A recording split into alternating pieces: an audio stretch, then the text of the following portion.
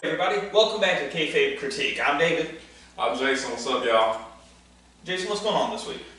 Well, David, Monday was at the big 4-0 for myself, so I've hit 4 decades, and today I'm representing the great one of the people that we want to appear at SmackDown 1000, The Rock, since we already heard that Evolution is coming. So, Rock, I don't know if you'll see this or you can hear this telepathically since we got the same haircut.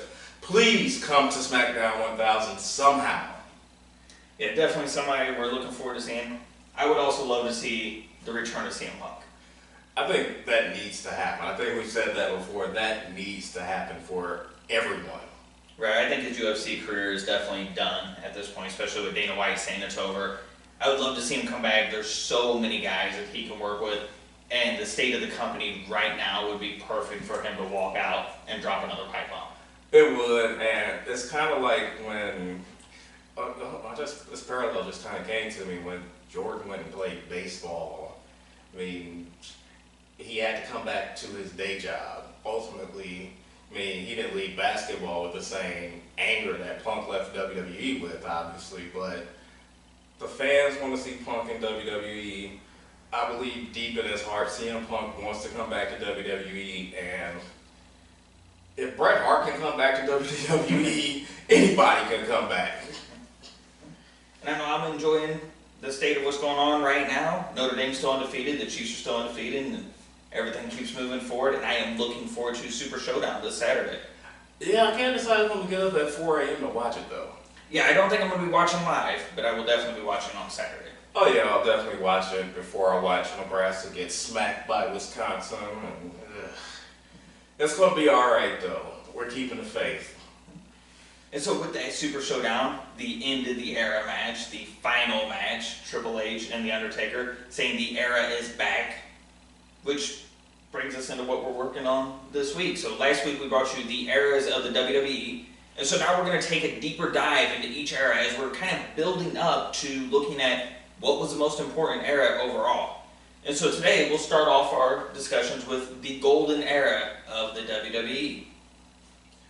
Yeah, the golden era, I mean, how old were we? Like 5 or 6, somewhere in there when that started, when it really kind of jumped off. We were basically babies at that point when it jumped off, and it was just there was just a lot of moving parts going on, and there was just a lot that we didn't know, and no one had any idea that it will become what it's become. Right, so it's definitely one of the most memorable eras for people of our age, and it's one of those eras that even people younger than us have looked back on because it really set the stage to build on what has become professional wrestling of today. Yeah, it really did. In any like sport or anything entertainment wise, you always build off of what came before you. I mean, in the 60s, Elgin Baylor was doing high flying stuff. In the 70s, you had Dr. J. In the 80s, you had Air Jordan. In the 80s and 90s, you had Air Jordan. Then you go to the 2000s, you got Kobe, you got LeBron, Vince Carter, and people like that. So the golden era of wrestling is really kind of like the jumping off point to what the business would ultimately become. Yeah, and it's such an interesting era and such a big era in the life of Vince McMahon that there's a talk of the movie Pandemonium, which will be the life story of Vince McMahon, but really focusing on this time frame.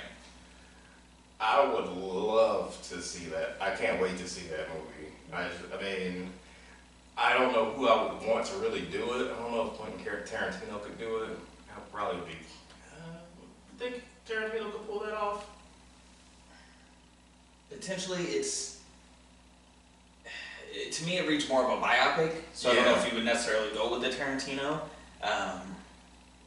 But yeah, I'm definitely interested in it. I would love to see, the start of how he formed everything together, which we should go into right now. So yeah. If if you've only watched wrestling, say like, a lot of people, they started watching in the 90s. Mm-hmm.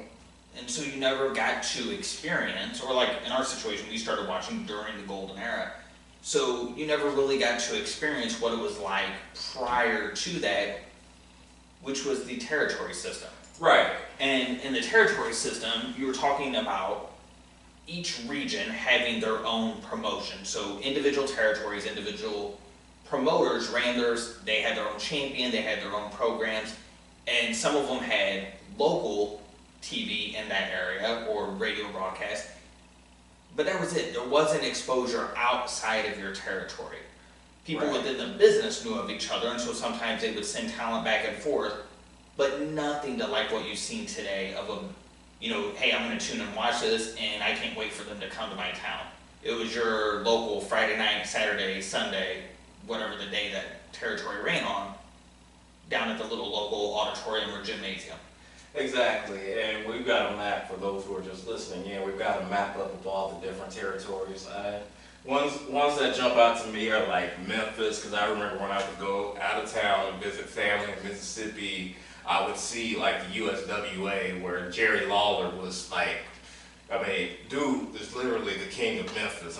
Everywhere you go in Memphis, it's Jerry Lawler, Jerry Lawler, Jerry Lawler. You see him, you still to this day you see him on commercials in Memphis. And also think about like the AWA.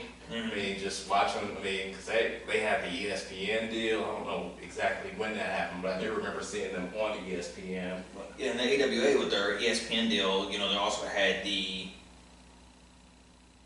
also gave them shortly, which WWE had been doing it for longer, but they also, ended up breaking into the toys, which, you got kind of the Road Warrior exposure. Right. So. Right. Gosh, I remember playing with some AWA toys. Yeah. And one of the other big territories that stands out to me outside of the WWF, Canada, owned by Stu Hart, which, would then roll into the fold, but, that's where Bret, got his start as well, in his father's territory. Yeah, Bret got his start up there, a number of guys. Anvil, obviously. I remember watching some Nick Bockwinkel matches from the Stampede territory, so the territory system, it's kind of like it was actually a pretty kind of cool era in wrestling if you could go back and visit some of that, and now you can go back and watch some of it on the network. It's kind of just interesting to watch the evolution of the business. Yeah, so it's definitely small, almost like what would be, if you look at it in terms of retail shops, be considered like mom and pop shops. Right. And so they cover what the transition, so switching from the eras, or switching from the territory system into what would become the golden era, that time frame, 1972 to 1982, or sorry, 1979 to 1982. They call that the transition, and that's when in 1980, Vince files for, he finds Titan Sports, he founded Titan Sports Inc., and he files for the trademark of WWF, so switching from his dad's WWF to just WWF. And lays out the plan of where he's going to go into the different territories and basically take them over. He reaches out to the promoters, he wants to get them involved, and he wants to take over these territories and actually create a national powerhouse. And that was revolutionary, and it was risky because when you have mom and pops type businesses, that's their livelihood and that's their passion, and a lot of them weren't really receptive to it because they thought he was crazy. Mm-hmm. Yeah, they didn't think it would work. They didn't think you could go national because you wouldn't be able to advertise, you wouldn't be able to draw in the sponsorship that you needed. But he had a vision that nobody else saw. Everybody else was in that, wrestling was the niche, it was the, sport side of it, where he saw the entertainment value and knew that that national syndicated TV show is what was going to be needed to draw that mass population base. Right, and this is in the early years of infancy of cable television, so you're going to be able to get your product into in front of more eyeballs. You're going to be able to see matches in you're going to be able to see matches in LA and get into all the major media market. So he had that vision of what cable was going to do. Yeah, that's a key point of what he was wanting to do is that cable TV. So in 1983, he purchases Capital Sports, which is the parent company of the WWF from his father, and really works to get that syndicated television across the United States. And he uses that income generated by advertising and the television deals to start setting up video market distribution of early VHS tapes. And from that, he's able to use that money to go into territories and buy up their superstars and to bring them in to his fold to really create a supercard. Yeah, he's going in. Some of the names I'm thinking about, first one that pops into mind is like Junkyard Dog, Jake Roberts, like Ricky Steamboat, eventually Randy Savage comes in, just a lot of your bigger names. And once these big names left these promotions, the promoters are left scrambling, trying to rebook storylines, because some of the guys were getting paid, I believe they said, more not to finish out their contract with their existing promotion than they were to go with Vince. So Vince was paying them more. Yeah, and so in this angered a lot of those promoters because, like you said, he's coming into their area, he's attacking their livelihood, he's attacking their established business, and now he's starting to lure their talent away. And in his defense, he's luring the talent away to become bigger stars, to make more money than they ever had before, and giving them this larger platform. But at the time, for those owners of those territories, for those promoters, this is basically a deal breaker, and the NWA sides against him. Yeah, and NWA was like the biggest body at that time in professional wrestling. Your NWA champion was your recognized world champion, and he literally went around the world. Ric Flair would go to each and every one of the territories that we saw on the map, because typically the territories were affiliated with the NWA, with a few exceptions, and he would go in, make their top star look great, somehow escape with the title, and then come back around. That's just how it worked. But the NWA saw what Vince was doing, and they hated it. Yeah, and so a lot of people argue that he was pulling talent that they had taken their time, their resources to develop and build. But when he brought them in, he packaged all of them differently. He gave them more of that look that was fitting on television, that look that would, catch your eye. He definitely had more of a marketing flair than anyone before him. Right, because when you look at a lot of the territorial wrestlers, they were just billed as, tough guys. They were billed as tough. They weren't really, they weren't that marketable. But Vince, he's seeing, he's seeing like the potential of toys and merchandising, and he makes them more appealing. That's why you get a Ricky the Dragon Steamboat. Again, Junkyard Dog. How marketable is that? Yeah, and he sees, like you just said, that basically pointed out to that was the children's side of it. He sees how big this can be for kids by creating those larger than life characters, which, drew us in as kids. And so, he looks at that what no one else had done before. Everyone else had been it's a serious thing. People get off work, they come down and watch the sports side, and he sees, no, this is entertainment. This could be an over-the-top television show that people tune in and love. And to do that, he needs what every good TV show or movie needs. He needs his top draw.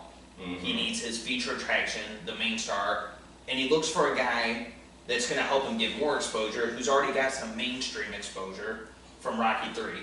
And he looks to that guy who's in the AWA at the time.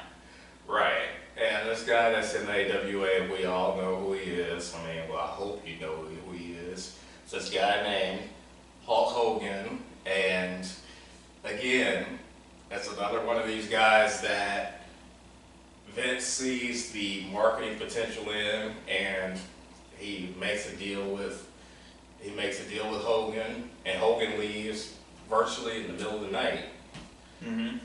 Yeah, he went on tour to Japan, I believe, with AWA, and then he never returns. Right. When he comes back and he shows up working for Vince McMahon. Right. And again, it's one of those situations where there was more money in him not going back to the AWA. Yeah, there's been a lot of talk saying that, well, Vince McMahon really didn't create Hulk Hogan, Vern Gagne did. But if you look at AWA or early matches with Hogan, it's not the same Hogan of the golden era. McMahon truly, yes, he took an established star who had mainstream credentials, but he completely packaged him differently and gave him a different platform to run with.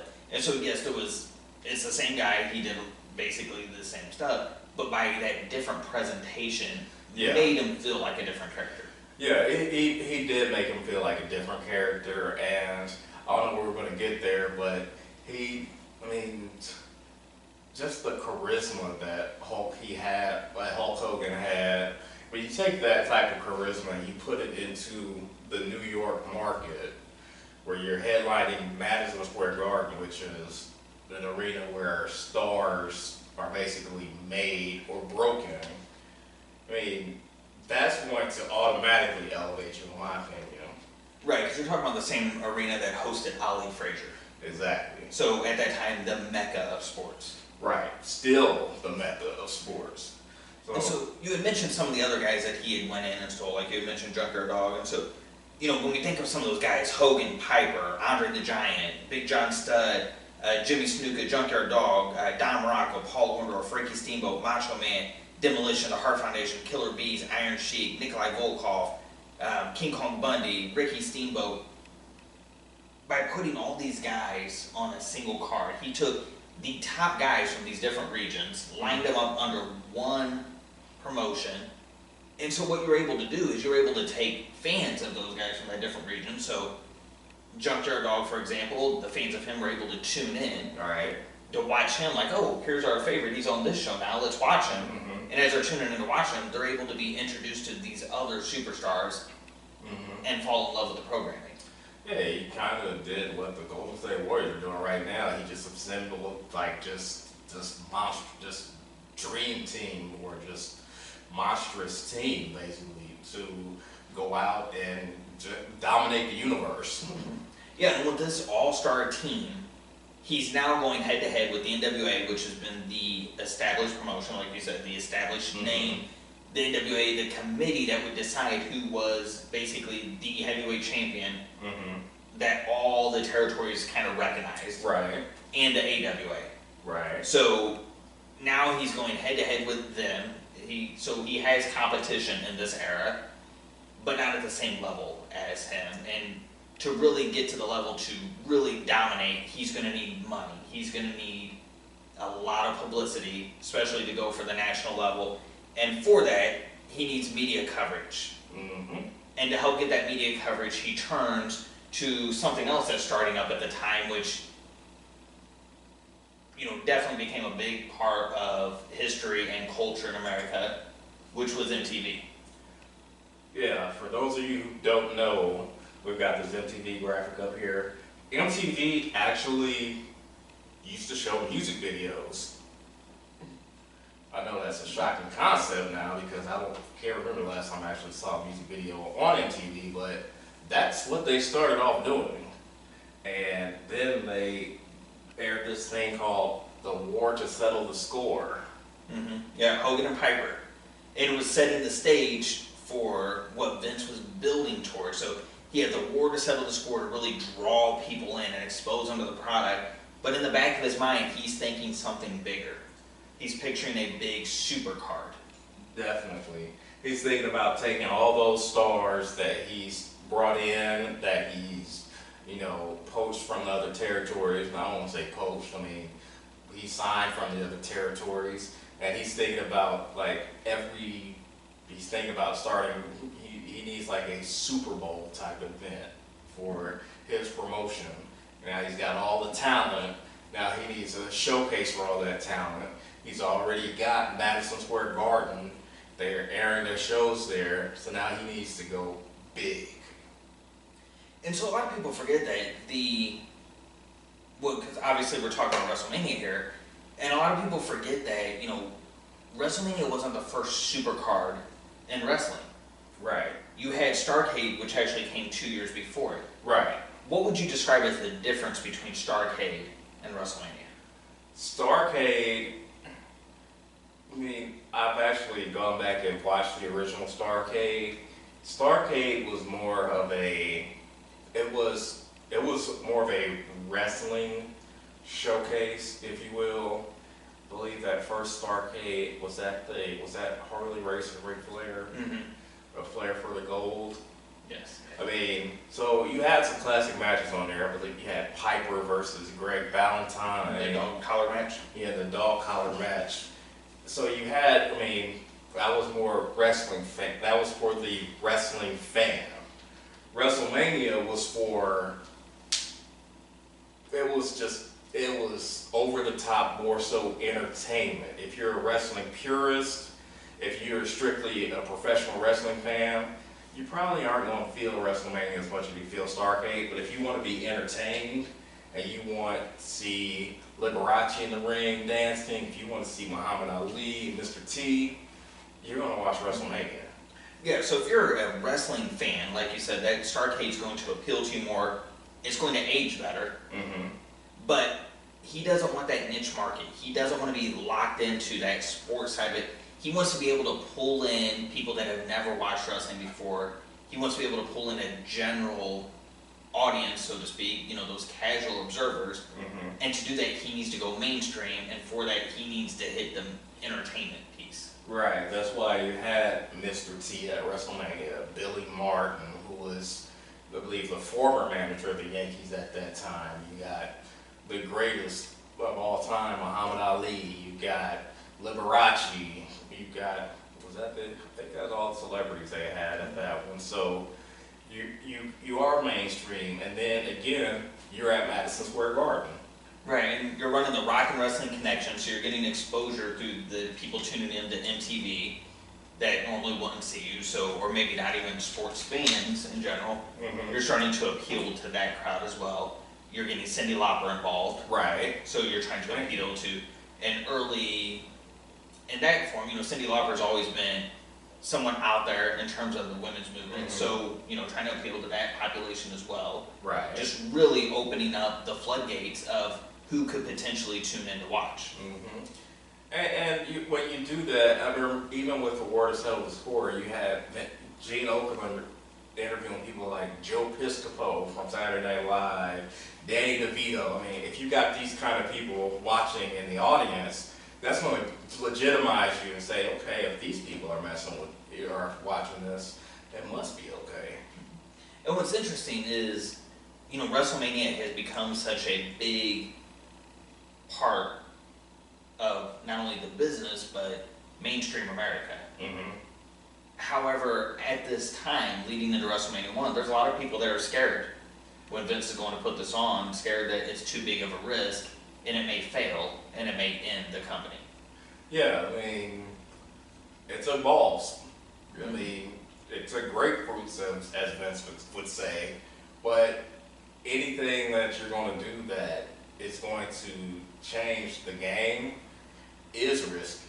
And he felt confident enough in what he was doing. He felt confident enough in his business model that, hey, we're going to go with it. And so we're going to talk about two big risks that he's taken on, because he has that belief, has that vision, and knows where he's going. First, attacking the territories to make one giant company, to make one national cable syndicated company, and then WrestleMania. And by taking these two risks, he's able to push past his competition and become a staple in the popular culture. Yep, and I believe, around this time, was it 85 or 86, we also had Saturday Night's Main Event, which began a relationship with Dick Ebersol at NBC, which is even more mainstream exposure, which is wrestling on a national television network. Yeah, so he moves, after WrestleMania 1, he moves in to start doing stuff like Saturday Night's Main Event, and he starts setting the stage of continuing with big shows.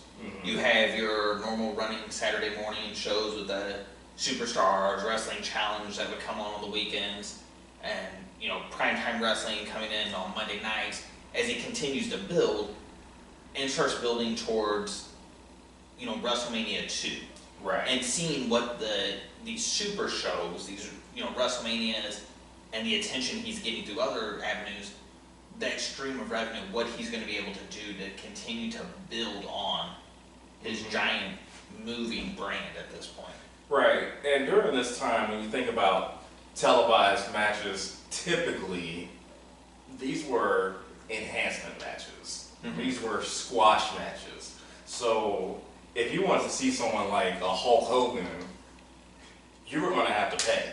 You were going to have to go to a house show, or you were going to have to buy that pay-per-view, which at this time, there was just WrestleMania. Just WrestleMania, yeah. So, you might see Hulk Hogan do a promo on TV, but if you wanted to actually see him wrestle, you were going to have to pay. Yeah. Which what made Saturday night's main event special. Yes. Because that's typically, those were centered around Hogan in the early days. And you would get him to occasionally appear, like on a, Piper's Pit, for example, and, or cutting promos on their Saturday morning shows to help kind of carry storylines along. But yeah, usually he was the Saturday night's main event or WrestleMania save talent, and it drew everyone in, and it made those events feel really important. Yeah, it really did. It made it special. And so, as you continue to build on there, and you had the success of WrestleMania 2, which they try to go bigger than WrestleMania 1. Depending on who you ask, some people prefer 2, some people prefer 1. Some like 1 because of the nostalgia, the entertainment factor. Some people like 2 because it went more into the sport a bit, and they went from different locations, which had never been done before. Right, and that was a gutsy call. You went to the 3 main media markets: New York, LA, Chicago, and each market had its own main event, which was a pretty big deal. Again, you still had the celebrity aspect. Remember, you had the football players competing in the Battle Royal. You had Ray Charles doing American Beautiful. You had Elvira doing commentary at one of the venues. So. And when you mention that, the 3 different areas for anyone who hasn't seen WrestleMania 2, what's interesting though is it's actually live in 3 different areas. Right. And so as your portion of the show's on, you're watching in the ring, but when it ends, you're watching on the screens at the stadium of what's going on at either of the other locations at this time. Right, which was a pretty cool idea, which was revolutionary for that time. But the technology obviously has improved as years have gone by, so you could probably do it better now, but... Right, which we saw with Raw 25, the simulcast going from 2 different arenas, much smoother. Exactly. And so at this time, even though they didn't pull it off flawlessly, at this time, that was another big risk he's taking to really drive his vision home. Yeah, he took a huge risk, and again, like you said, depending on who you ask, it didn't come off as flawlessly, but you had a show packed with star power. You had a great main event at all 3 venues that people would want to see. Again, I consider it a success. Yeah, and so then, when you jump WrestleMania 1, WrestleMania 2, then you go into what's arguably maybe the biggest WrestleMania of all time, definitely the biggest of the golden era, which is WrestleMania 3. Definitely. This was the one that I remember first. I remember most. I think I remember someone just telling me Andre the Giant turned against Hulk Hogan. I'm like, what? I was shocked. Yeah, and at that point, the 2 biggest stars in the company going head to head, and you're going into the Pontiac Silverdome, and you're going to set an attendance record of over 93,000. Right. And in order to pull that off, you need a humongous main event. And how much more humongous can you get than Andre the Giant?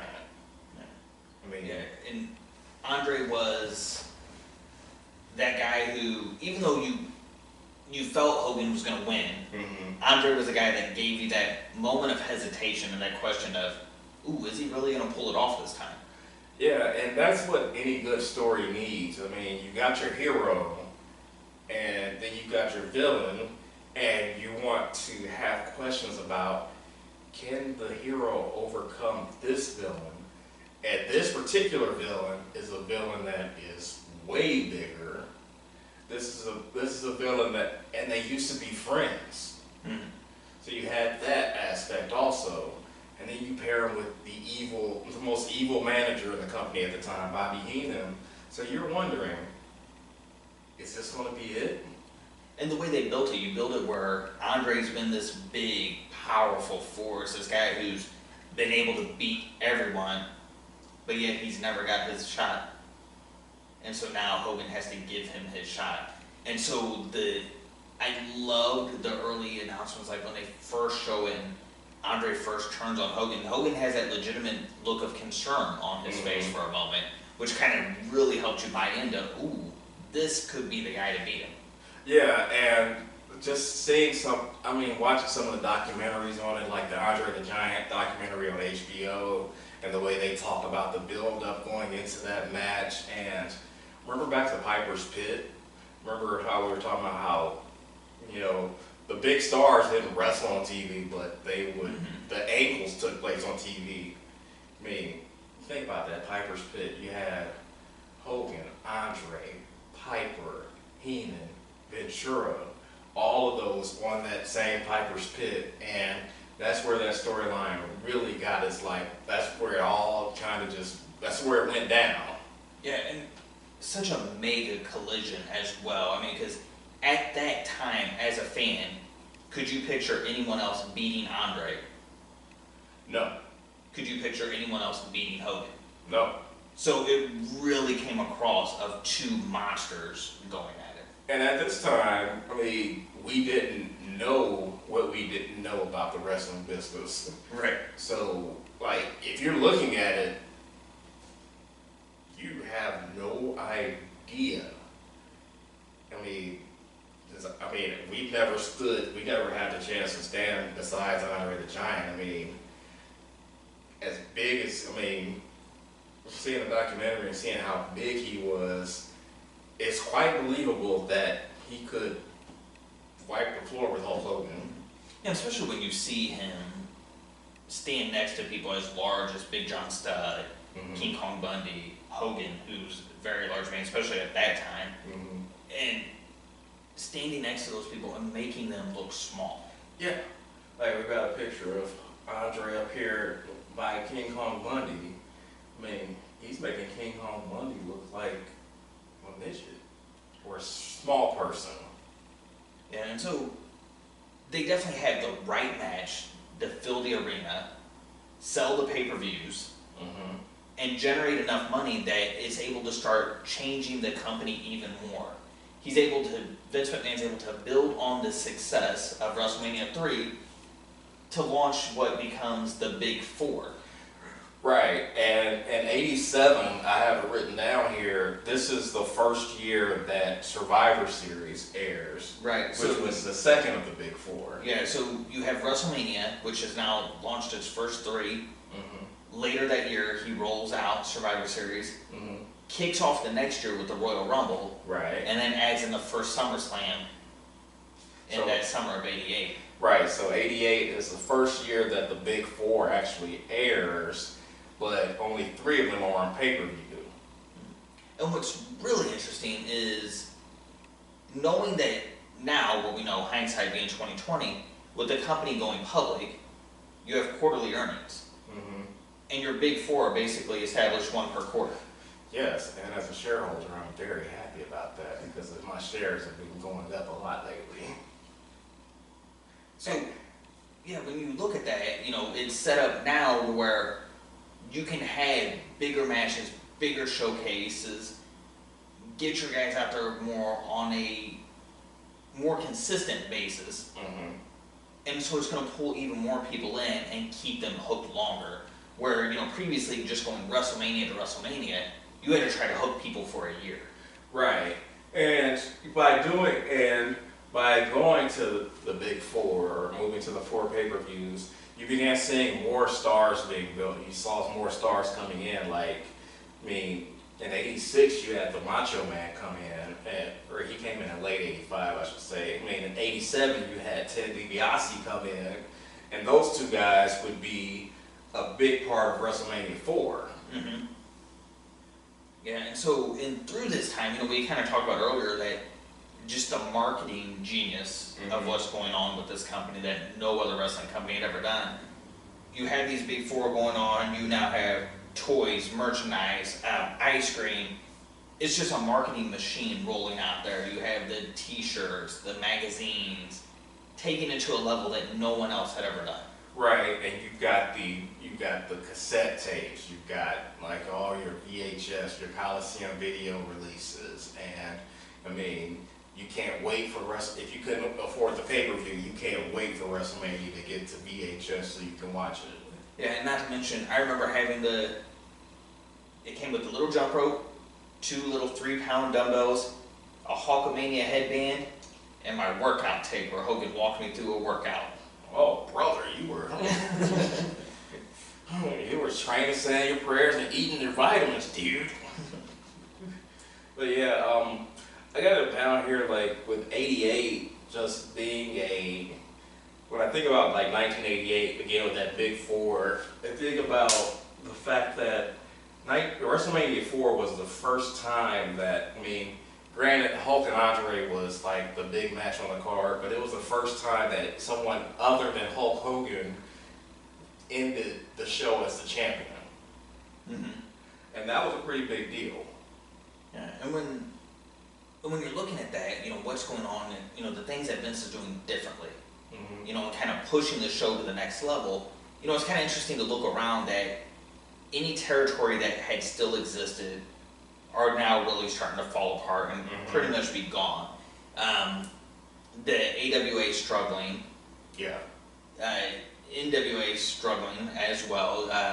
And you have, at the time, Jim Crockett Promotions, who, really has NWA Championship, really served as your alternative. So if you weren't into this entertainment form of wrestling, if you preferred the wrestling type, this was where you went to, was your Jim Crockett Promotions. Right. And your Georgia Championship Wrestling, and now it's going under, and it's being sold to Ted Turner. Yep, November of '88. I actually asked Google when that actually happened, and it was in November of 1988 that Ted Turner bought WCW. Yeah, so after Vince launches the Big Four, Ted Turner is now in the game, and he changes it to World Championship Wrestling, WCW. And now there's a new competitor on the scene. Yep, there's a new competitor on the scene, and the seeds for that started to get planted when Clash of the Champions went head-to-head with WrestleMania 4 in March of 1988, when we saw Sting and Ric Flair have a match where Ric Flair basically helped make another star in Sting. So this is where the seeds of that started to get planted, and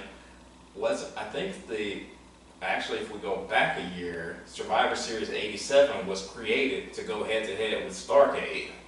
Mm-hmm. Yeah, and so when you also think about it, Survivor Series '87 went head-to-head with a Clash of the Champions, I believe. Or what? Because Starrcade was normally December. I believe they did a Clash of the Champions to go head-to-head with Survivor Series. Okay. Yeah, and so where Survivor Series was a pay-per-view, Clash of the Champions was done on free TV. Yeah. Directly. Right. So if we make sure to keep us honest on that. If we don't have it right in the comments, let us know. But don't rip us a new one. Yeah, and so it's interesting when you look at that point. Ted Turner buying and creating World Championship Wrestling, because we know where this is going to go, and we know this is going to be eventually the Monday Night War, which will be the biggest war we've ever seen. in knowing what a big part WCW plays in the history of wrestling, it's interesting to look at 1988 to 2001 was actually all there was for WCW. Wow. It is kind of interesting to look at that. And to think of how big WCW was, and then to look at how long TNA's been around. TNA has now been around longer than WCW existed. That's pretty strange to think about, that WCW didn't last that long and TNA is actually still in existence. I mean, obviously it's not on the scale of WWE, but it is still an alternative. And so, and then you still got a little bit of an indie feel with like Ring of Honor, things like that. You still got but it's just interesting to think about how far, like we just got to 88, 30 years from now, WWE is like the biggest of big dogs. Right, and I think maybe that is why TNA has lasted as long as it has, is it never reached the level that WCW did. And so it never directly tried to go head to head. Well, let's take that back. It jumped onto Monday night temporarily, but it realized very quickly. Right, yeah, and I mean, so it's never truly been considered competition. Right. It never was really considered competition, but it did have it did carve out a little bit of a niche for a while there. And one of the things is, we kind of went through 88 pretty fast, is we kind of jumped over. I mean, you mentioned it was WrestleMania 4, and we forget to mention at that time was where you first starting to see Hogan kind of shifting out of the main picture, to kind of start doing stuff in Hollywood. And we're seeing the elevation of Randy Savage, and he gets crowned at WrestleMania 4. Right. And 88 was another risk by Vince, because I've got it down here. 88 was when we had No Holds Barred, where Hogan went to go film No Holds Barred, which is why he ended up dropping the belt to Andre the Giant, which, again, was another milestone moment. We had the main event in prime time on NBC when Hogan drops the belt to Andre, one of the greatest angles of all time, which is, if that moment doesn't happen, we probably don't get SmackDown on Fox on Friday nights, which we're going to be starting to get here pretty soon. Right, so, yeah, that kind of opened the door of what, eventually, SmackDown on UPN, and then now coming back to Fox, but really when you take a time to look at that, pushing that out in front of a mainstream crowd, continuing to gain exposure, but at the same time, you had built a company for the 3 big WrestleManias prior to it, really everything building on the back of Hogan. And now he's going to step away. So it's another risk, but yet you have a performer like Macho Man Randy Savage who can carry it. Right, and if you hadn't gone into territories and found talent, you wouldn't have that. And also, when you're in the entertainment business, let's just call it what it is. These guys are athletes. Athletes have a shelf life. Vince at that point had to know that there's going to come a point when I'm not going to be able to have Hulk Hogan in the ring every night or carry my company. I got to find something. I got to see what else I got. I got to go to the bullpen. In 88, you also have the Ultimate Warrior win the IC title. Now, we know what kind of a role he played would end up playing in the business. So you've got Vince starting to build other stars, which is something that WCW would ultimately fail to do, which would end up hurting them in the long run. So when you think of Savage's run, his first run, WrestleMania 4 up until WrestleMania 5, one of the things that always has bothered me looking back on it was knowing that it was all just a giant build-up for the following year. It was just a giant build-up to have that opponent for Hogan to beat at WrestleMania 5. And I can see where I see your point. I think it's actually great storytelling because think about it. You got Hogan and Savage, these two great friends, the MegaPowers. I mean, and you build this story. I mean, they're friends. Hogan comes back at SummerSlam '88, and they team up against the Mega Bucks. I mean, and then you have your storylines. You start to see the cracks in Survivor Series '88, where you start to see the seeds of jealousy. But then, I mean, they're still rolling along and still rolling along. You get to Royal Rumble '89, and you see Hogan accidentally eliminate Savage, and you think, oh, they're about to go at it. So they did a great job of building towards that match. And again, if you think about the WrestleMania 3 formula, you had former friends. Mm-hmm. I mean, this time you have, in WrestleMania 5, you got former friends, and you got a beautiful woman involved. Yeah, and I definitely agree with that, the building of the story, but I think what bothers me is you have someone the level of Randy Savage. Mm-hmm. You now have 4 big shows. Mm-hmm. Name a single one of those shows that he got to headline in a singles match. Great point. Name a single Saturday night's main event during that time that he got to headline in a singles match. Actually, I believe he may have headlined one. I believe he Against headlined. DiBiase. I believe he may have headlined one against DiBiase, but he also did have headlined one against Andre. See, I think Andre was on a regular show. I don't think it was a main event. Or maybe I got it backwards. Maybe it was Andre, but in that match, you still had DiBiase and Hogan get involved. I'm thinking about a different one. In this one, we actually had Jake the Snake get involved because it ended up being like a disqualification or something like that. But to your point, he didn't headline any of the pay-per-views by himself.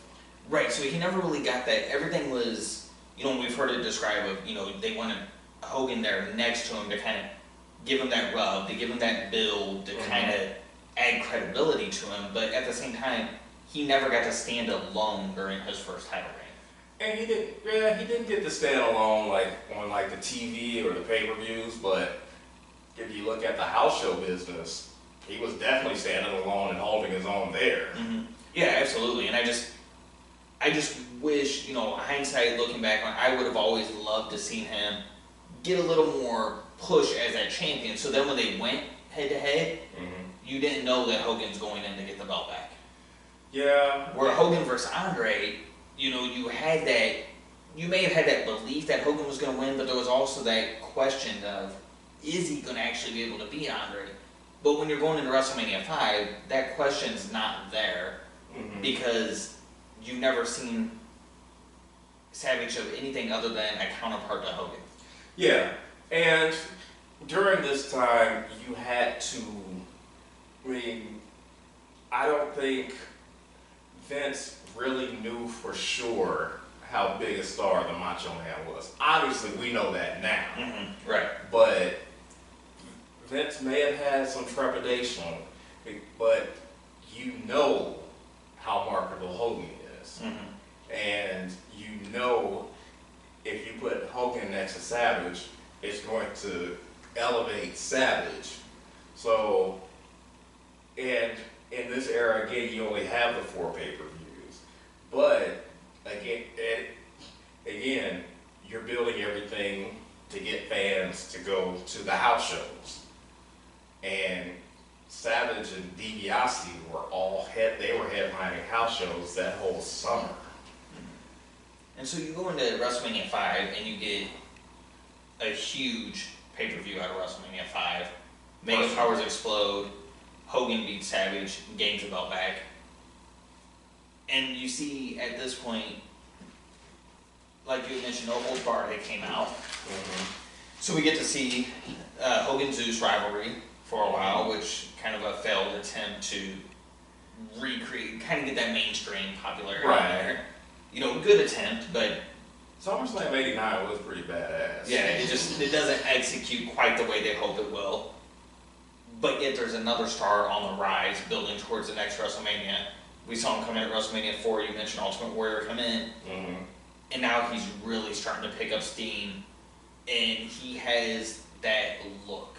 Yeah, he has that look, and it's a bit of a different look. I mean, he's definitely a buff bodybuilder type.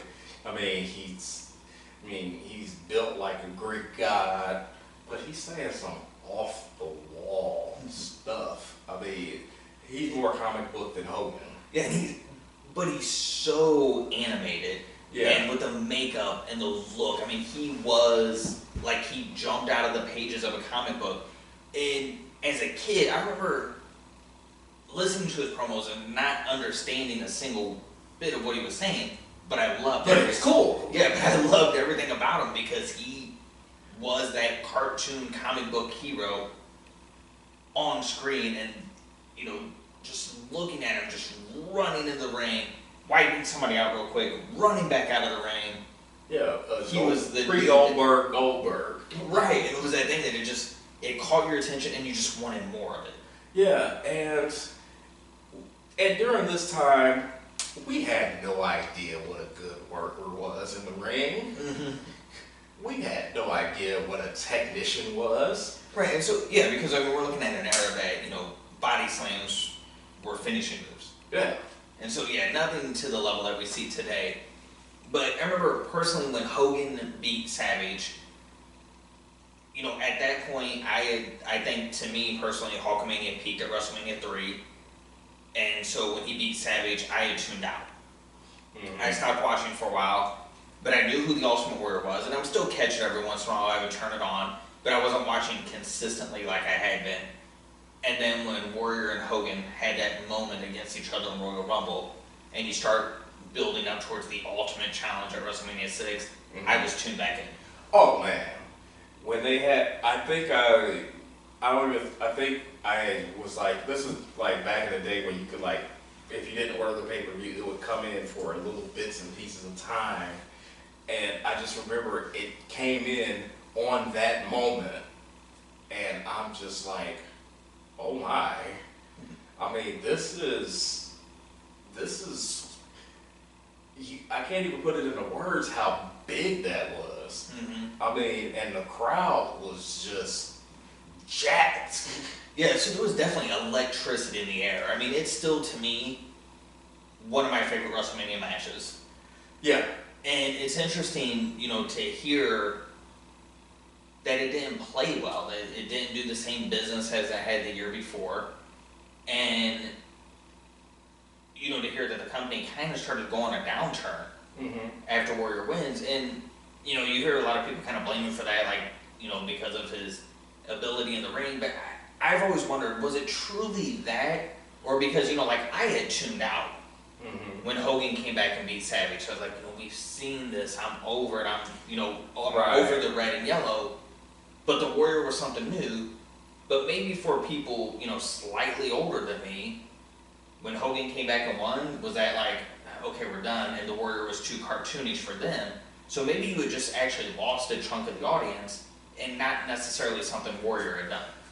I think it was a little bit of, we've seen it before, and think about like the world during this time.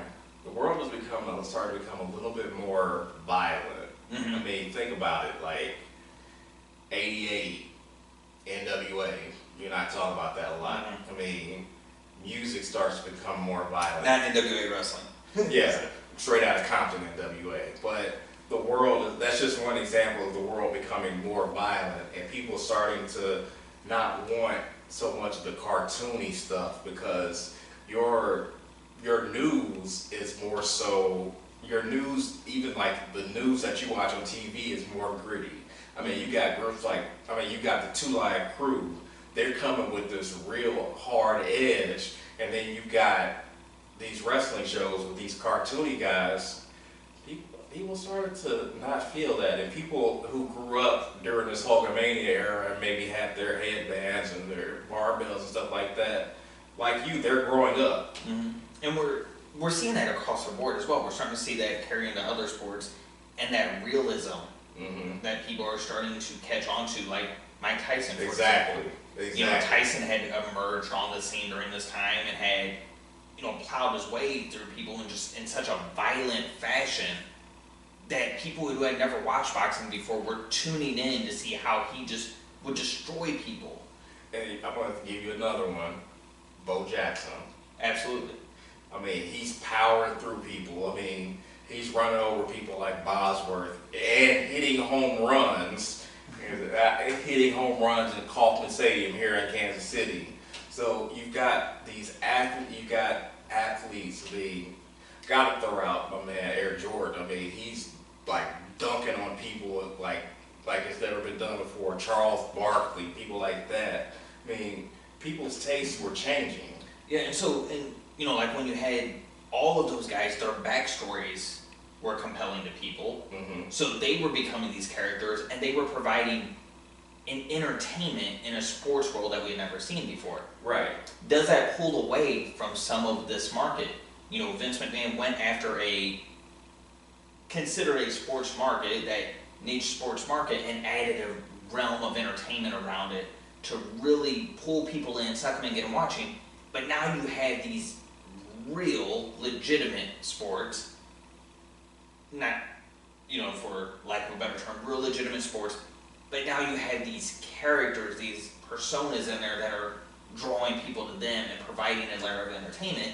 So perhaps your guys who grew up WrestleMania 1, WrestleMania 2, WrestleMania 3, they're now getting older, and so they're kind of shifting more towards this because the cartoony side is running its course. Well, I can speak for myself. I mean, once I saw Michael Jordan hit the shot in Cleveland, I was hooked. I mean, it didn't pull me completely away, but I started to kind of veer. I didn't want to train and say my prayers and eat my vitamins anymore. I started to want to be more like Mike.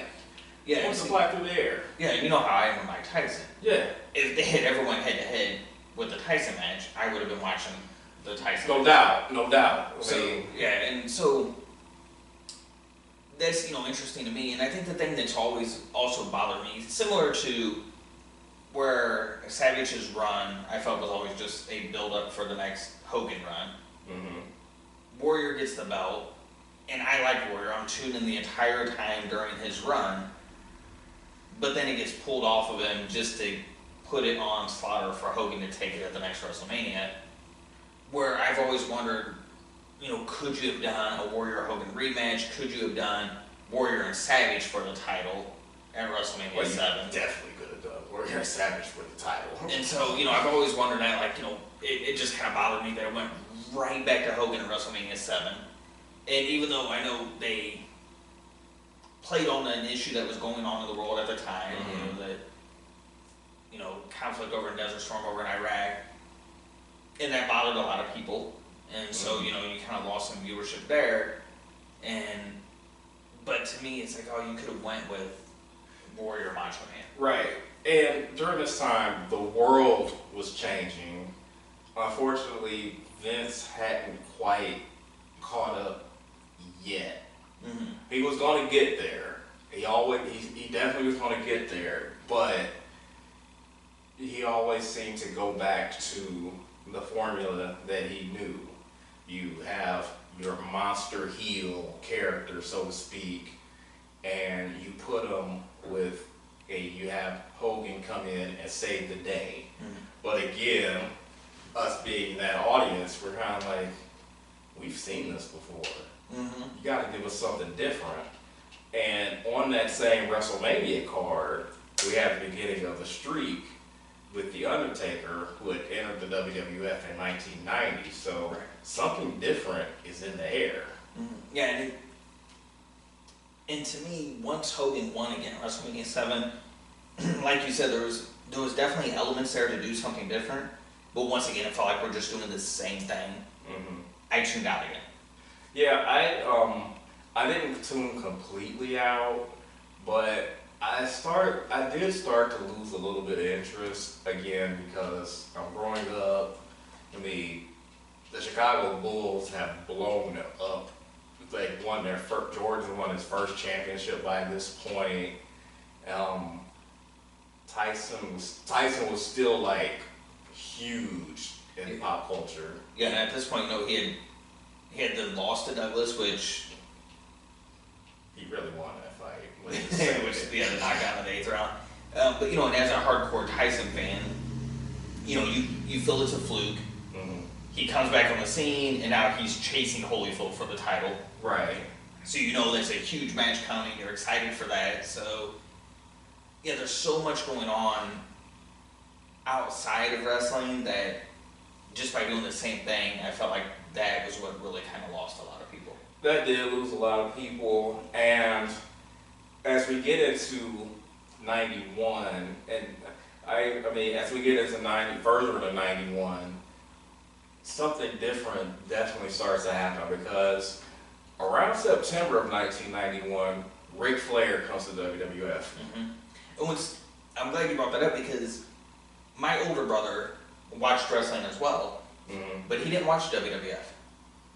He couldn't get in. He would watch it with me, mm-hmm. but that wasn't his favorite. Mm-hmm. He would tune in to watch the NWA. Right. He would tune in to see and now at this point is WCW. He would tune in to watch Ric Flair. He liked Luger, he liked Sting, but Flair was his guy. And he liked that more sports side of it, where I preferred the entertainment side of it. And so, where I couldn't really do the opposite, where he would watch both, but prefer WCW, I couldn't tune in to WCW, because to me, it didn't have that entertainment, it didn't have the characters. I could watch bits and pieces of it, but then I would tune out. But now, when I hear a cousin who had still been watching all this time is telling my brother and I, Flair's coming in, and you're probably going to see Flair and Hogan at WrestleMania, it piques both of our interest, and we're starting to think, okay, when this happens, we're getting WrestleMania, and we're going to start watching again. No doubt. But then you never see the payoff of Flair Hogan. Yeah, they wrestled on some house shows, but when it came to the WrestleMania match, it just never happened. And when I think about that year of 1991, you really started to see the crowd turn away from Hogan. Mm-hmm. You think about Survivor Series 91. Hogan loses the belt to The Undertaker. The Undertaker gets a pop. Mm-hmm. And Hogan leaves the ring to booze. Yeah, and it was like the crowd was saying, okay, this is ran its course. And what's interesting is, you bring in Flair, who, as you mentioned earlier, as WWF kids at that time, we didn't know what a technician was. Right. But then you bring in Flair, who was an amazing wrestler. Right. And arguably, at that time, the greatest on the mic. Mm-hmm. So you bring in a different style into the organization. Mm-hmm. You also have Bret Hart emerging as a single star. Right. You have, Shawn Michaels is getting ready to emerge as a single star. Right. So you're starting to see these athletic guys who can wrestle are really starting to take grip. Yep. Which is going to set up the next generation. Yeah, and that was one of the moments that I was thinking about on the way, just thinking about Shawn Michaels' turn in the barbershop, when he turned heel. I mean, that moment is just so important in the history, in this era, because we know what the impact Shawn Michaels would go on to have in the business. I mean, you've got the rise of Bret Hart, becoming a single star. I mean, after breaking away from the Hart Foundation, you have The Undertaker pinning Hogan, which, I'm trying to think, at that time, you just didn't see that. Mm-hmm. And you had, Flair winning the title Royal Rumble 92, having a great match with Savage at WrestleMania 8, and, reclaiming the belt and then dropping it to Bret Hart. Yeah. So we got to see, some good matches with Rick in that time, with Ric Flair during his first run. But he doesn't last as long as those other guys that are coming up. And let me take you back to another moment from that Royal Rumble in 92. Remember when how the whole elimination where Sid and Hogan eliminated Yes. each other, stuff like that. I remember how the Hogan Sid encounter is happening, and the crowd is behind Sid. Mm-hmm. And I've seen versions of it where they let the actual audio play, and the crowd is just not feeling Hogan. And I've seen versions where WWE Network kind of sweetens it. But that was another one of those moments that I remember. It's like, this thing is kind of a wrap. Yeah, so when you're building towards, you announce initially that it's going to be Hogan Flair. Right. And now you're going into WrestleMania 8 with Hogan Sid and Flair versus Savage. Which Flair Savage WrestleMania 8, I enjoyed the match. I love that match. But did you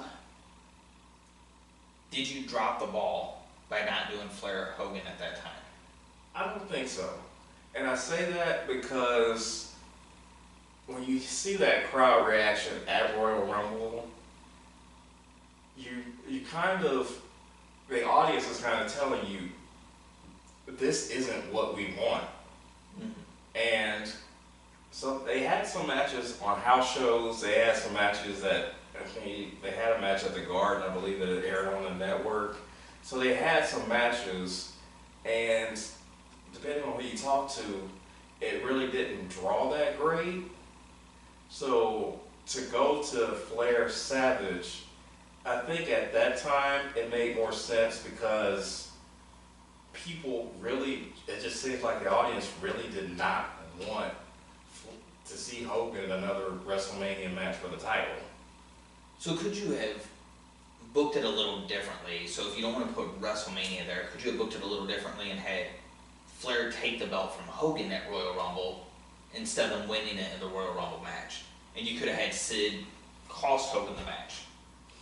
And then you go into WrestleMania with Flair versus Savage for the title, Sid versus Hogan, but you still got that pay-per-view of Hogan versus Flair. In hindsight, you definitely could have, and it did ultimately end up happening in WCW on pay-per-view.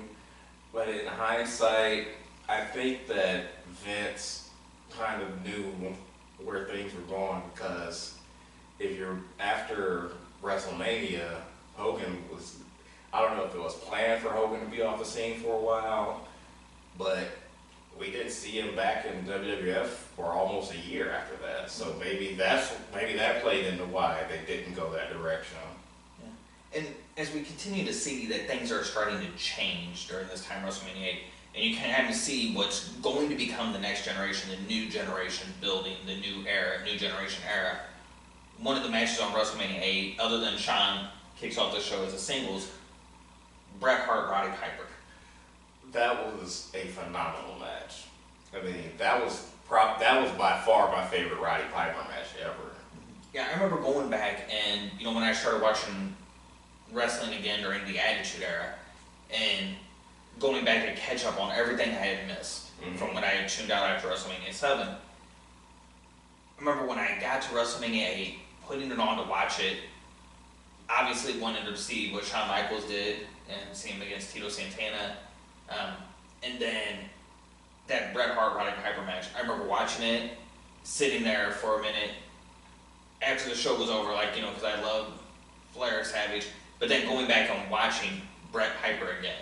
I just sat there for a moment after the show was over, and I went back and I watched it again because it was such a good match. It was a phenomenal match, and Piper wasn't a guy who put his shoulders down for 3 to anybody, but he did it for Bret Hart, and Piper's style was more of a brawling style, but for him and Bret to pull that match off was great. I remember the promo before it when Piper's talking about Helen Hart making the bologna sandwiches with the one piece of bologna, and Bret Hart not being potty trained till he was 7. I'm just like, what is wrong with Piper? Yeah, and they told such a good story in the ring. They were such great guys carrying that out, and it was such a different style of match than what we had been used to in the WWF at the time, especially seeing the blood. Yeah, the blood was a different touch, because it got you more emotionally invested in Bret Hart as a character, so you could see that Vince has plans for Bret going long term, and it was more of the type of match that you would want to see from like it was a precursor to the Shawn and Bret matches, like the Seth Rollins, Dolph Ziggler matches of today. It was a precursor to something like that, where it was more of a story where you're getting more emotionally invested in the false finishes. It was one of those matches that didn't seem like it would be that important, but it was important when you think about it. Yeah, and the athletic side, the match part is starting to become more important than it had been through the previous years. Right, the athletic side, and you're seeing the transition away from the huge guys, probably because of the steroid allegation and controversy. You're starting to see a transition away from that. And it's always interesting to kind of watch these transitions take place, because you don't recognize it while it's happening, but now looking back at it and being older, it's like, yeah, you start to see it differently now. And so since we're talking about Bret at the moment, so let's go ahead and skip towards WrestleMania 9. So we know Bret's going to grab the belt off Flair, and an exclusive for Coliseum home video. He's going to carry the belt into WrestleMania 9. He's going to drop it to Yokozuna. And Hogan's going to immediately challenge Yokozuna, or Yokozuna's going to challenge him. Right. He's going to immediately get in the ring, and once again, Hogan's walking out of the WrestleMania with the title. It was good shock value. I will admit that. I remember watching that with my buddies. I remember we watched, WrestleMania 7, 8, and 9. I watched with the same group of guys. Shout out to Brian, Patrick, Steve, Jake, back in Omaha, LaRon, Justin, all y'all. But I just remember the shock value in it. And also, going back again to 93, we see the advent, the start of Monday Night Raw. That's another important moment that we can't skip over, because that's where a lot of that storyline happened that brought Hogan back in. That was a major transition in the business, going from the traditional primetime wrestling format to more live action, and Bret Hart being the champion that's defending the championship on Monday Night Raw, where you didn't see that in the 80s. Yeah, so where a lot of people recognize the golden era ending at WrestleMania 9, we're already starting to see some pieces of the new generation era already starting to come into fruition, and this is going to be the cornerstones of this next era. Right, and with Hogan, going back to Hogan winning the title at WrestleMania 9, I actually think it kind of helped in some ways. And follow me where I go with this. You had Hogan winning the title. Honestly, I don't know that I would have wanted to see Hogan versus Bret, and I only say that because of the type of wrestler Hogan was. I just don't know that it would have been a great match, because I know Bret could go, and I don't know if Hogan at that point could have gone with Bret. Yeah, and I always definitely with their two styles, Bret could run circles around him in terms of wrestling, where Hogan could run circles around him in terms of charisma. Right. And so it was definitely going to be the water and oil. It just wasn't going to mix. Right. And when you have Yokozuna in 93 at King of the Ring end up squashing Hulkamania, it was time. It was the symbolic squashing of Hulkamania, saying that is done. I mean, he squashed it, he beats him with the leg drop. I mean, the fire hits him in the eyes and stuff like that. Like, seeing him come off the rope and squash Hulkamania.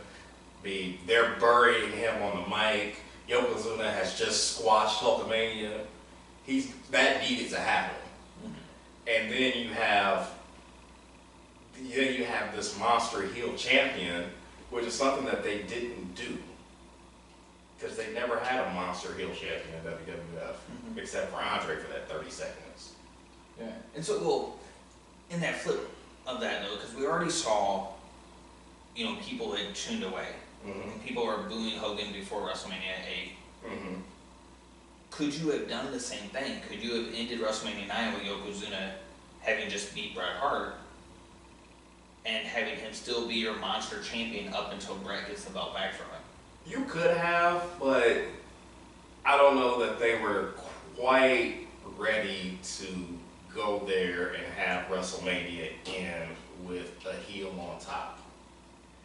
That was just something that... Because it was the babyface show. It was a babyface territory at that point. And you just didn't have the heel, you didn't end the pay-per-view with the heel on top. Until like, I think with King of the Ring, they ended with Jerry Lawler beating up Bret Hart. That's like the first time I remember a pay-per-view ending with a heel like getting the better. So that was another transition, but you could have, but again, shock value. Yeah, and I think even though the match wouldn't have been great, I would have always liked to see Bret against Hogan, for Bret to take the title off Hogan, to kind of really the passing of the torch. We never really got to see the torch truly pass the... It would have definitely legitimized. It would have given more legitimacy to Bret's reign. I don't want to say it. Which is kind of crazy knowing who Bret Hart is now, that we're saying legitimize Bret Hart because of who he became. But at this time, he's still not the Bret Hart that we know now. It would have definitely been better had he won the belt from Hogan. But that would have meant, I mean, because you know Hogan's not going to tap to the sharpshooter. I mean, that wasn't going to be your finish. It would have finished with like a small package or something, which would have made sense. I mean, given Bret Hart's style, but it would have meant more to Bret, definitely. I think it would have. Yeah, absolutely. And so, which I know I can't make the next comments I'm going to make because it's starting to go into the next era, which we will cover next week. But so, kind of getting back to just the golden era. So, when you think of the golden era, what image immediately comes to mind for you? Hulk Hogan. Exactly. Same with me. He was definitely, without question, the biggest star. He was what brought me into wrestling, what got me interested at that time. I know I've made multiple comments of he's also the reason I tuned out at that time. But you can't deny he was the largest star ever. And especially during this time frame, he was the man. By far, he was the man. And I think now looking back on it, having just studying business and things like that, I also think about how much of a businessman, how much of a ballsy businessman Vince McMahon was. I mean, Absolutely.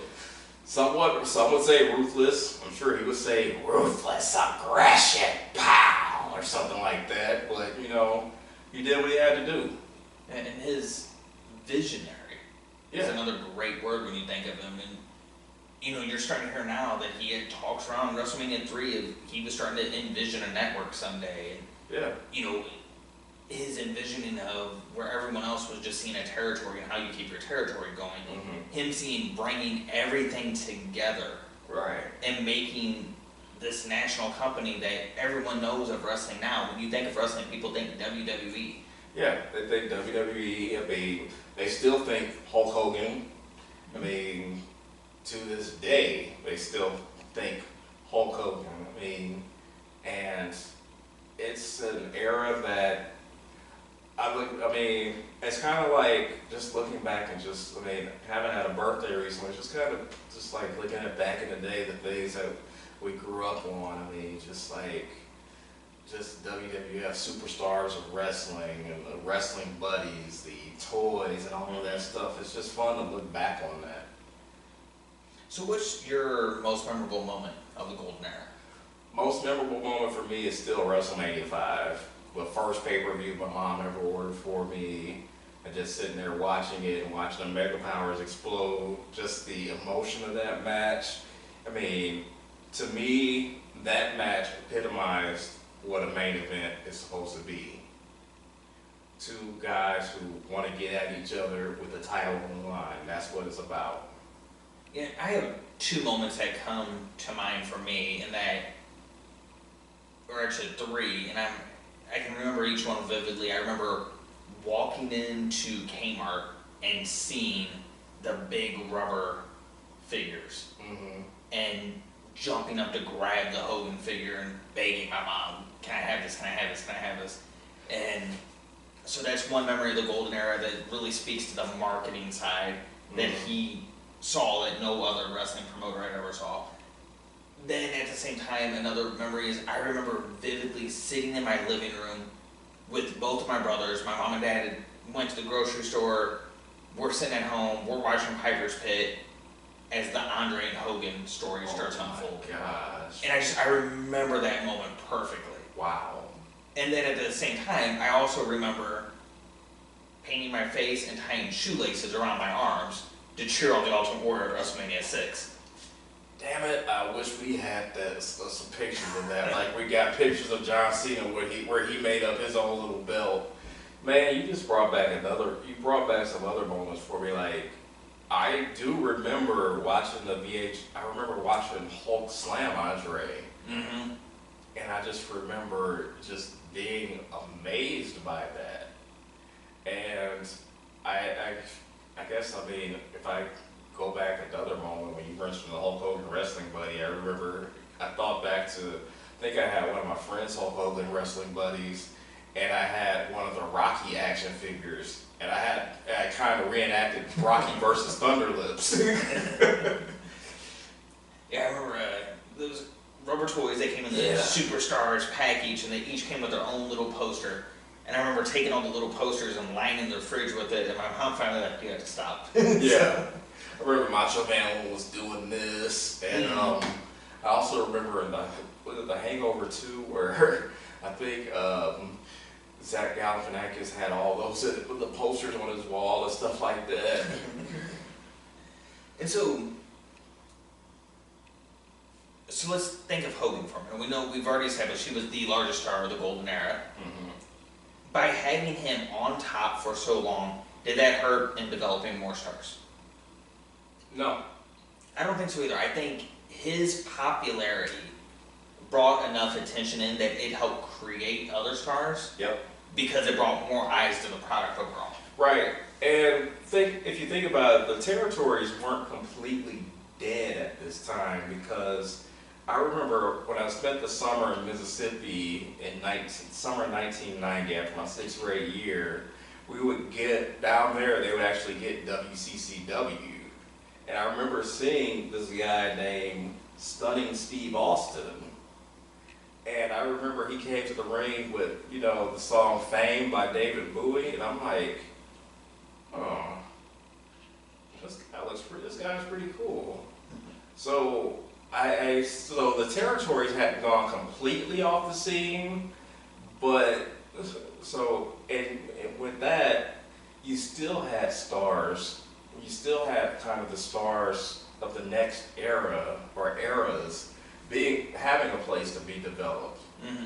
Yeah, and I agree. And I know where I've said multiple times in this episode that I tuned out because the red and yellow had ran its course with me.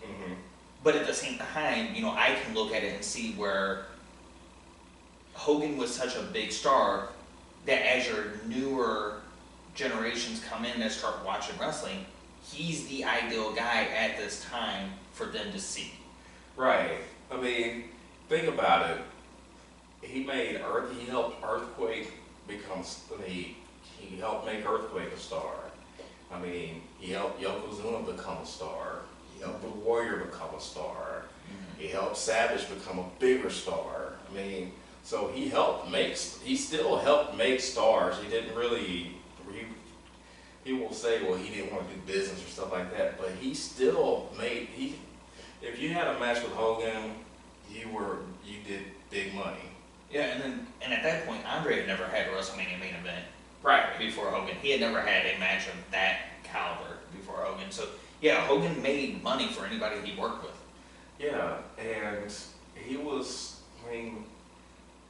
they capitalized on marketing so well, and the age-old storyline of David versus Goliath so well during that era. I mean, it became kind of a, for lack of a better word, it became a license to print money. And it also, which we'll definitely talk about this more next week, but could that have been because they went to the same story over and over again? Is that why Hogan ran his course with so many WWE fans? I believe it is because you want, like you said, at some point it starts to get predictable. I mean, I went to see a movie last week, Searching, and what kept me plugged in was, I mean, of course it has ends. Typically, a movie's going to end with a happy ending, but the way you get there, it had so many twists and turns. You didn't know how you were going to get there. During that time, you didn't have to be that sophisticated. Now, you got to keep the audience. You got to keep the audience hooked because they got so much stuff we can look at and so many different ways to view things. So, when I think of the matches that defined what the golden era was, I think of Hogan Andre, Most definitely. Hogan Warrior, Definitely. Savage Steamboat, Hogan Savage. Yes. That's the definitive list. I mean, you can't argue with that. I mean, of those four, three of the four have Hogan. And they're not necessarily technical masterpieces, the Hogan matches, but they are entertainment. And they were so fitting of this time. Yes. When you think of this time, these are some of the moments that pop. Yeah. They're the moments that pop out, and they represent what that territory, what the WWF territory was, which was the bigger guys at that time. And they represent kind of the antithesis, if you will, of what some of the other territories were. And what's interesting is, as the golden era is coming to an end, a couple other matches that stand out in this era to me that I didn't necessarily associate with the golden era prior to this, but they technically are, but they feel more of the next era. Yeah. Savage vs. Flair. Yep. And then Shawn Michaels, Bret Hart, Survivor Series 1992. Wow. You're absolutely right. That Savage Flair match, I can watch that one. I might go home and watch it tonight, actually, because it was it told such a great story. I mean, you have the emotional investment aspect to it. It's also kind of funny to see a young Shane McMahon at WrestleMania 8. And I was just thinking about this on the way here. I'm like, I wonder if the match where Flair won the title back is on the network anywhere from Savage, because I've seen it online, and I think I sent you the links to it one time, but the matches that they had against each other in '92, I think are better than the stuff they did. I know they're better than the stuff they did in WCW because they were both younger at that point. And the Shawn Bret match in '92, it represents kind of that. It's one of those first main event type matches of the next that we would see that would kind of be a staple of that next era. Yeah, it's almost like a symbolic transition. Yeah, because it was also, I believe, the first Survivor Series to have a World Wrestling Federation Championship match as a headliner. Instead of your traditional Survivor Series. Right, and we all know what would happen 5 years later with them headlining for the title at a Survivor Series. Right. So, any other thoughts on the Golden Era? It was just fun to look back on it, just to think about how much the business evolved and how my fandom, for lack of a better word, has evolved, how my tastes have changed as along with the way the wrestling business has changed. And it was interesting for me to look back at it, not only for the memories, but to see that if it wasn't for these certain things that Vince McMahon did, we wouldn't see the product we see today, if there was a product at all. You know, the national company to get syndicated on cable television, you know, is a big part of why it's still around today. The being able to pull in sponsorship, which is a big part of why it's still around today. The marketing machine behind it, you know, is what's kept it going and interesting and able for it to flourish and for guys to make more money. The establishment of pay-per-views. Yeah. And so just all these different things that you look at and like, wow, wouldn't be what it is today. Wrestling might not exist at all had it not been for this. Yeah, and I'm definitely glad it exists. We wouldn't have things like the WWE Network where we can like access all the stuff. And I mean, they're doing a pay-per-view in Australia. And we didn't even talk about like doing pay-per-views in Canada and like them doing a pay-per-view in Wembley Stadium. Right, and so, and when you think of that stuff, like other than, you know, SummerSlam '92, because that was one of the big ones there at Wembley, you know, even during the Attitude Era, when you had a pay-per-view overseas, we didn't get to see it here unless we went out and bought the VHS later. Right. But now, because of the network, we get to tune in on Saturday and watch the Super Showdown. Right. Maybe I'll get up and have some waffles or something and watch it live. I don't know. But yeah, so that's all I have on the Golden Era right now. I know I'm wanting to initially start talking about the next era naturally and starting to compare and contrast, but you know, we'll save that for next week as we dig into the new generation, taking it from here into the next steps. Yeah, I might try to wear some like hot pink and find some double J glasses or something to wear for the next show. So if you haven't already, please, you know, go to YouTube, subscribe. Everything is free on YouTube. We load everything on there for you. It doesn't cost you anything to subscribe. You're able to sit back and watch everything as we load it. Give us a like on Facebook, Instagram, Twitter, and as soon as we have the more content, the more followers built up, we're going to start unleashing the podcast on everybody. So please, you know, jump in there, give us that subscription, and we'll keep bringing everything to you. All right.